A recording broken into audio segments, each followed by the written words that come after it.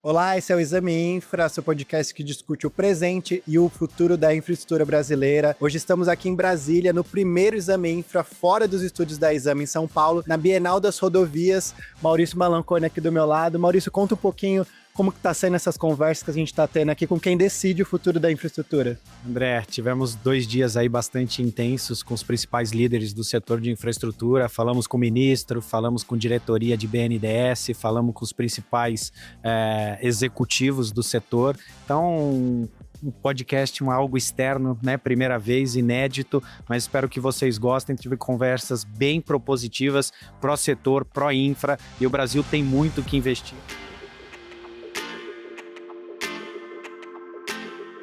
Um dos temas que dominaram as discussões das nossas conversas aqui no estúdio da Exame Infra foi taxa de juros. De concessionárias ao governo federal, todo mundo foi unânime. Queremos taxas de juros menores para conseguir manter o volume de investimento em infraestrutura. Eu acho que a gente tem que ter projeto, como você acabou de falar. Só de concessão de rodoviária tem 57 em estruturação. Não estou falando da carteira desse ano, não. Estou falando dos próximos 4 anos. Eu acho que é esse que é o caminho. Olhar para frente e ter projeto. Ferrovia, a gente também está com uma carteira de projetos. Eu acho que a gente tem uma carteira de hidrovias para sair do papel. E a gente precisa construir a agenda. Eu reclamei um pouquinho da taxa de juros aqui. A gente precisa ter um cenário de investimento no Brasil que olhe não para 2 anos, que olhem para 15, 20, 30 anos. Esse dinheiro não precisa... Esse equity, esse financiador, ele não pode olhar para o Brasil para retirar imediatamente o dinheiro dele. A gente tem que buscar esse tipo de investidor para o país. E a debêntures é um instrumento bacana porque ela tem benefício tributário, ela pode ser emitida no exterior. Fizemos a emissão agora de ferrovia. Eu acho que é um instrumento que já está maduro para a gente iniciar esse ciclo de busca de projetos usando a infraestrutura. O Banco Central do Brasil tem autonomia, tem que ter autonomia, e é o Banco Central que tem que determina a taxa de juros, e a gente respeita isso e acredita que tem que ser assim. Só que a gente tem que ter um debate, porque a taxa, obviamente o presidente Lula está criando as condições para que a taxa de juros caia, mas a gente tem que discutir de uma maneira super transparente a velocidade dessa queda. Assim que as taxas de juros caírem, um setor que está vivendo uma revolução, que é o setor de infraestrutura, esse governo fez uma revolução. Na gestão do presidente Lula, vai ser investido mais de 1,1 tri de reais em infraestrutura. O BNDES vai aprovar 300 bi para infraestrutura. É muita coisa, mas a gente precisa dobrar. E para dobrar, a gente vai ter que... A velocidade da taxa de juros vai, sim, determinar a velocidade do investimento em infraestrutura daqui para frente. Não tem esfriado o apetite dos investidores, até porque existem soluções hoje que tentam minimizar os contratos, as concessões, os leilões que estão ocorrendo sob esse contexto. Agora, é claro, a taxa de juros, não só para as concessionárias, a taxa de juros está cara. A gente precisa trabalhar para essa redução, porque para além, né, de você ter a retomada econômica, taxa de juros menores significa tarifa menores. E tarifa menores é bom para todo mundo, né? Então a gente aposta muito nisso, a gente espera que no curto espaço de tempo a gente consiga construir uma resposta macroeconômica de redução das taxas de juros no nosso país. O Brasil está batendo recordes históricos de investimento no setor de infraestrutura. Não só de rodovias, mas também infraestrutura como um todo. Esse ano, somente esse ano, de acordo com dados da ABDIB, estão previstos 300 bilhões de investimento, acontecendo, né, efetivamente gastos esse ano. 84%, vamos arredondar para 85% quase, desses investimentos são realizados com financiamento privado, por meio de instrumentos como debêntures incentivadas, debêntures de infraestrutura. Então, de fato, a gente vê o setor privado financiando a infraestrutura do seu país, né? A poupança privada financiando a infraestrutura. O que pode ajudar muito nesse processo, para que ele continue? A redução de juros, realmente. A juros como nós temos hoje, os maiores juros reais do mundo, isso fica difícil a gente conseguir dar viabilidade a isso. O papel do BNDES é fundamental, obviamente o BNDES cumpre um papel muito específico nesse setor, dá liquidez, dá viabilidade, um bolso profundo, mas a gente precisa encarar a questão de juros de frente. E encarar a questão de juros significa encarar resultado primário do governo, déficit e superávit primário do governo, fiscal. A gente precisa olhar para frente, a gente está em ano de eleição, teremos aí mais os próximos 4 anos de um novo governo, seja ele de esquerda, de direita, né, seja do presidente Lula, seja de outros candidatos que se apresentam, mas o fato é, o governo que ficar no Brasil vai ter que encarar a questão fiscal com seriedade, com bastante ênfase, porque é exatamente o resultado fiscal que vai impactar no final do dia, lá na taxa de juros, e a gente precisa ter taxas de juros mais competitivas, porque a gente disputa um mercado global, né? O mercado brasileiro está inserido, de infraestrutura, está inserido no mercado maior, o investidor está olhando para o Brasil, mas está olhando para o mundo como um todo, e a gente tem que trazer esse investimento para cá. Tivemos oportunidades também de conversar com CEOs de concessionárias que reforçaram o volume de investimento bilionário para os próximos anos em rodovia e também reforçaram o apetite para novos leilões. A gente pretende encerrar o ano com 35 leilões, já fizemos 24. Desses 24, nós já contratamos 268 bilhões de investimentos.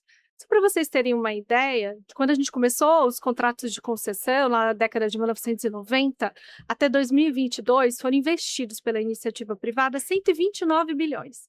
Nós temos 268 já contratados, vamos fechar o ciclo, então, com 400 bilhões. É muita coisa, né? E principalmente no ano de eleição, né? Então, a gente conseguiu acelerar, né, a estruturação de projetos, uma atuação do Ministério dos Transportes bastante intensa, né? O Ministério seleciona quais são as rodovias que serão concedidas, utilizando, então, o estudo do PNL, com todo o planejamento, corredor logístico, a gente contrata os estruturadores, a gente refina esse projeto, entrega para a ANTT, que faz audiência pública, quer dizer, o projeto é novamente alterado com a visão da sociedade civil e depois com a visão regulatória. Então, são momentos muito importantes que vão colocando camadas nesses projetos. O investidor ele vai buscar onde tem bons projetos e tem um retorno. E ele acredita que o Brasil é um cumpridor de contratos.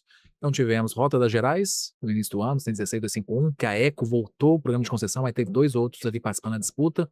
Tivemos agora a Rota dos Sertões, também com um novo entrante, um consórcio fortíssimo, inclusive com o retorno da Odebrecht. O EPR tem um portfólio de 7 contratos de concessão, sendo 4 no programa federal e 3 no programa mineiro de concessões de rodovias. Nós totalizamos hoje pouco mais de 3.600 quilômetros sob nossa administração. O nosso programa hoje totaliza algo na casa de 53 bilhões, mas em 30 anos, né? Sendo que os contratos de concessão nos 2 ambientes que eu mencionava, eles trazem um regramento muito parecido com etapas contratuais, que iniciam com requalificação inicial das rodovias, depois passam por recuperação da infraestrutura, ampliação, né, e, por fim, manutenção até o final do contrato. Então, cerca de 40% desse total podem estar alocados ali nos primeiros 10 anos, o restante nos demais 20 anos, já que todos os nossos contratos são 30 anos de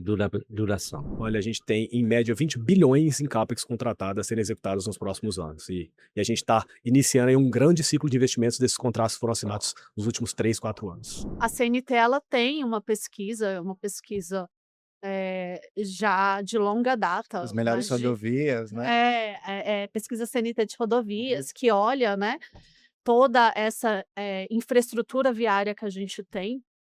E esses dados, eles trazem de forma clara, né, isso é evidência científica, porque são dados, e para a gente trabalhar com política pública, a gente precisa de dados. Ele traz que as rodovias concedidas, elas são significativamente melhores do que as rodovias que estão sob gestão do poder público, né? A gente tem 67% das rodovias concedidas, elas são classificadas como ótimas e boas. Isso, quando a gente compara com o setor público, é praticamente ao contrário. Praticamente em torno de 60 e poucos por cento que é considerada ruim, péssima ou regular, né? E essas rodovias que têm uma qualidade ruim, elas têm um impacto muito ruim para a operação de transporte. No final do dia, isso tem impacto no custo Brasil, porque É custo de operação. Quando eu comecei a trabalhar com concessão, que faz quase 30 anos, não é à toa que eu vim sendo parada, a gente tinha nos contratos, são os riscos, as concessionárias têm os riscos inerentes à concessão. Veja que frase aberta e propícia a todo tipo de conflito. Hoje a gente já tem matrizes bem calibradas, com repartição de risco para as partes, inclusive dividindo alguns riscos e com uma alocação muito responsável. Fica com você todos os riscos, porque risco é custo. Então, na hora que eu atribuo para o parceiro privado alguns riscos, ele vai precificar. E ou você tem um contrato caro, ou você às vezes tem um contrato por quem não precificou aquele risco direito e que pode não ser um bom player para ser atraído, um bom agente. Então, essa evolução da matriz de risco eu estaria ali como um dos destaques. Os contratos também evoluíram muito em ter um núcleo duro de preservação para justamente dar segurança jurídica, mas também ter essas aberturas para os equilíbrios econômicos financeiros, que era o que a gente estava falando aqui nos bastidores, né, ao longo desse evento, que durante muito tempo essa ideia do equilíbrio, da manutenção do equilíbrio econômico financeiro e dos aditivos associados a isso foi associado também à corrupção. Na verdade, é algo totalmente descabido, claro, todo ato pode ser corrupto, mas em princípio, a ideia de manter o equilíbrio econômico-financeiro é justamente você manter a sustentabilidade daquele contrato como ele foi feito. As agências estão com um déficit de 30% em média de pessoal, cortaram esse ano 300 milhões. Só com multas de um setor, a gente arrecada 400 milhões. Né? E nós, as agências reguladoras, na verdade, nós não somos peso para o governo, nós somos caixa do governo. Já tem dito para outras mídias que nós já estamos com a água aqui em cima da boca, respirando aqui só com o nariz. Nós juntos regulamos 70% da economia do Brasil. Esse ano de 2026, nós vamos fazer 1 bilhão e 300 milhões de CAPEX. Nos próximos anos, vamos chegar até a 13 bilhões de reais nos próximos 7 anos de CAPEX. É um volume muito grande. Pra você ter uma ideia, só na BR-153, que liga Minas Gerais a Goiás, ali em Hidrolândia, perto de Goiânia, são 260 milhões de reais só de pavimento esse ano. É um volume muito grande. Isso é geração de emprego, isso é maravilhoso. Então, o direto disso tudo é muito grande. Tudo que está voltado para poder construir. Né? Hoje nós estamos com 1.450 pessoas trabalhando diretamente na concessionária, fora aqueles terceirizados direto de conserva de rotina, né? Toda essa parte aí de limpeza, tudo isso, e ambulâncias, às vezes terceirizadas, ambulâncias. Assim, são diretos. É um fomento muito grande para a economia brasileira. A gente tem um apetite grande ainda, né?